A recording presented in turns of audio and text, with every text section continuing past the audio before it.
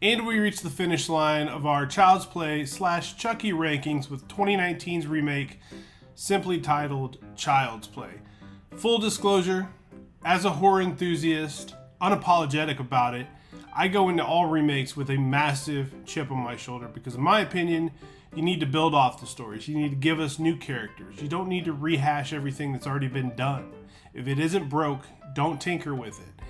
Now, when I heard that Mark Hamill, who we all know and love as Luke Skywalker, and Aubrey Plaza, who we just all know and love, were attached to this project, I perked up quite a bit. But the question I had going into it was, is this new version of Chucky worth being friends with till the end? Let's find out.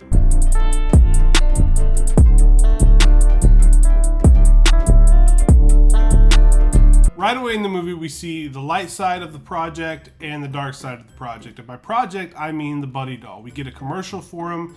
This is the new good guy. They're calling it Buddy, B-U-D-D-I. And this doll has AI technology. He's capable of controlling all of the Wi-Fi devices in your home, which, if you think about it, is a pretty scary concept considering how obsessed and wrapped up in the internet we all are. The dark side of things come when we see a sweatshop where this product is being made, and there is an overseer just dressing down a guy sitting there programming one of the dolls. Now, when this guy walks away, the guy who just got torn up verbally decides, you know what, I'm done with all this. Takes off all of the safety protocols from this particular doll he's working on. All the violence inhibitors, does away with every bit of them, all before he climbs up to a high floor of the building and jumps to his death.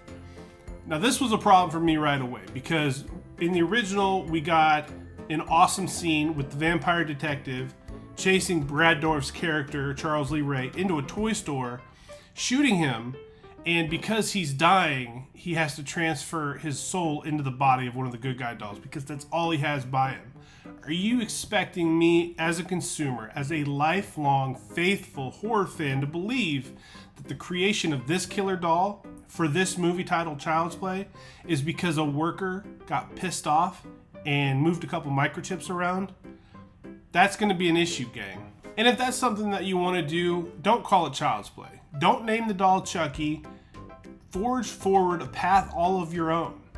There's no reason to retread this thing if you're going to do such a disservice to the mythology of the movie that we got so long ago. I'll give them some credit though, because they pull the nose up in this movie almost instantly when we see Aubrey Plaza working the exchange counter of a department store called Zedmart. Now, she has an interaction with a gentleman who's trying to return his Buddy doll because he didn't think the doll was going to have red hair. And I popped for this because they don't even want ginger dolls in their house. That's where we're at in 2019. Now, true to the 1988 original, Aubrey plays the role of Karen, and she has a son named Andy, who's a preteen. He's considerably older than the Andy Barkley we know and love. She walks into her building, and she walks by a maintenance guy who is fixing a camera. Now, he leers, and I get it, it's Aubrey Plaza, but the way they frame this, you just know that this guy is going to have some sort of an extended role in this movie a little later on.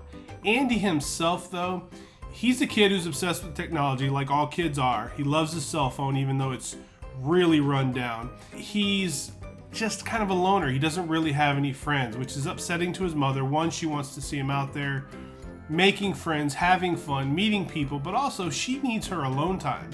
Because she's young, she's attractive, and she's dating some dipshit, or she's seeing him, or she's just banging him.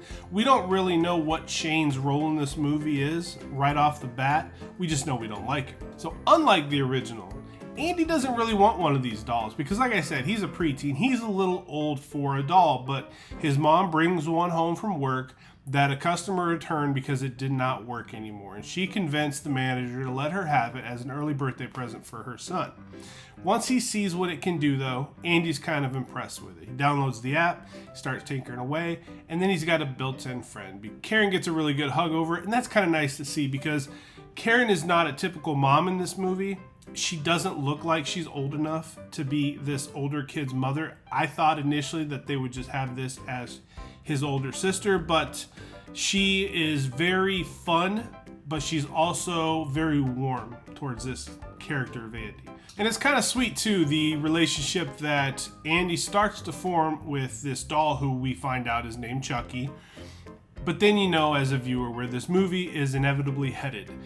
And Andy has some friends that he makes because of the doll. He's out there with the doll. They're checking it out. They think it's very cool. They're making videos with the doll, trying to go viral. You know how kids are nowadays. And Andy has some kids back to the house, and they're watching Texas Chainsaw Massacre 2, one of my personal guilty pleasures as well. Instead of playing with Chucky, Andy's watching this film with these friends that he's just made. And Chucky sees that the friends and Andy are really amused by all the horror that's going on the screen. He sees Leatherface doing his Leatherface things with that chainsaw, and Chucky starts to get ideas. How do I get their attention? So he goes and gets a butcher knife, and he stalks towards them. He lets them know he's coming, so nobody gets hurt. But it's still a pretty intense scene, and it winds up with Chucky getting locked in a closet because of his behavior with a very sad, very upset look on his face. Now, the doll here, the design of this doll is ugly as sin, but a lot of that's because he has to have these articulation points in his face because he's a lot more expressive in this movie than obviously the good guy doll was from Child's Play in 1988, but it's an ugly doll. I'm not a fan of it. And Mark Hamill, he tries, but because it's an AI and the doll's glitchy anyways, it just really, really gets jumbled up. He ends up sounding like Max Headroom most of the movie, and I can't get behind that. The rub here is that Andy needs Chucky until he doesn't.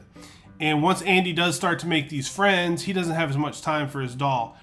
Now, Chucky is trying to figure out things he can do to get back in Andy's good graces. So anything that causes Andy any disappointment, any stress, any strife, the cat scratches Andy at one point and you just know that something bad's going to happen to that cat. And then there's a situation with Shane, the boyfriend, and you just know, and you're kind of happy about it, but Shane's probably not going to be long for the world. But Chucky makes it his mission to try to win Andy's love and affection back. Now, we had the vampire detective in the original, and we love him. Jerry Dandridge decided to stop biting people in the neck, and he showed out for 1988's stellar horror movie. We've got another Mike the cop in the building that Karen and Andy live in, but he's not a vampire. And he's still pretty cool, though. He's a solid character. He lives there with his mom. And as we start to see bodies pile up, people disappear, strange things go on, the cop starts to look around and sees everything pointing towards Andy. Now, it's a normal formula they follow here. Andy decides to tell people or start blaming things on Chucky. Karen is distraught about this because she feels like her son is losing touch with reality. Then Karen finds out that not only was Shane murdered, brutally, I might add, but he was married too, and she can't really figure out which situation is worse. But because of the stress and everything that has come into her son's life because of this doll, she really starts to hate herself for ever bringing him around. So let's talk about pros. First and foremost, Aubrey Plaza is welcome on any screen I have in my house at any time, at any point in my life. She's not only super easy on the eyes, but she's so funny here. And I love that dry wit about her. I mean, she's basically the real life Wednesday Addams. And she's like this everywhere. I've seen her on talk shows. She's great. And in the scenes where she's supposed to be funny, she's really funny. In the scenes where she's supposed to be warm and caring towards Andy, she's that too. And I thought that was really, really well done. The brutality in this movie is ramped up. Chucky is properly creepy. I will give him that. There's a scene where after he kills the cat, Andy finds out. Andy has to put the cat in the trash disposal. Doesn't tell anybody about what happened for fear that they'll take Chucky away from him. But Chucky stands in the corner of the room the night of him killing the cat and plays back the audio of the cat growling and hissing and fighting for its life. It's super diabolical. And one thing I can tell you about the ending of this movie is that it ended in a really legitimately tense, hardcore kind of way. I bumped my score up in this movie just a scotch because of that. I mean, the climax is at the Z Mart. It's on the night of the Buddy 2 doll release. And if anybody knows anything about a new piece of technology, I mean, just look at the Switch 2. People will line up, they will fight one another, they will burn countries just to get a piece of technology that's going to be obsolete in 6 months. And that's what happens here. I'm talking Black Friday level mass hysteria over this doll. And that's when Chucky decides he's going to show up and unleash hell by the way of weaponizing a few dozen drones in the store on all the people there before ultimately activating all the new Buddy 2 dolls and sicking them on the masses. Gory fun and a complete 180 from the way the original film ended. They finally did something to set themselves apart that I really enjoyed and appreciated. The first ending was better, by the way, 1988. That ending was better, but this was okay. Now let's look at the cons, the many cons of 2019's Child's Play. Now, for the sake of this movie review not being 45 minutes long, we are going to streamline this and only mention a few of them. One, I wasn't a fan of the story. I didn't like it. I didn't understand the creation of this doll. I thought it was really dumb the way that they went about that. The kids finding out about it, I can get behind Andy having a group of kids that he can sort of share in this misadventure with, but the kids killing Chucky and then dumping him down the trash chute, only for that creepy maintenance guy that we talked about before to put him back together in hopes of selling him on eBay.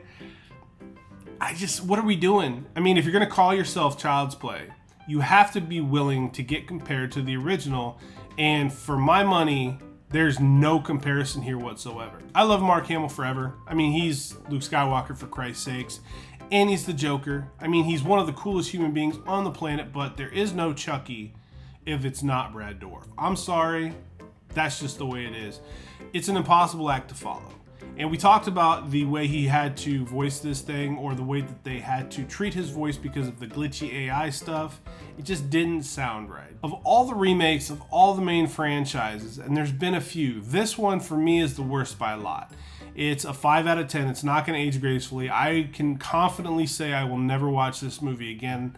There are very few things that I like about this film. Getting a 5 is sort of a stretch. It was a 4 for a while, but like I said, that climax, that ending to the movie, I was pretty impressed with the way they did it. So we're gonna bump it up to a 5, but we'll never watch this thing again. I specifically remember sitting down with this movie. I remember that time frame because that was the same time that they were launching that Chucky TV series, which I have yet to sit down and enjoy. But I remember Jennifer Tilly with the hashtag #NotMyChucky, which I thought was really clever. I didn't really get it. I didn't understand what was going on. I thought if they're putting out a new Child's Play movie right alongside of a Chucky TV show, I thought that was such a killer marketing concept, a great way to do something, and two entirely different projects. So we're gonna move on from the Child's Play franchise. We are gonna rank these in the next video. We're going to talk about the best. We're going to talk about the worst. I think you can figure out which is going to be at the tail end of that list.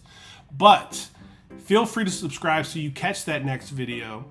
And until then, thank you for tuning in. This is Aging Gracefully. I'm Matthew Essex. I will see you beautiful people on the other side.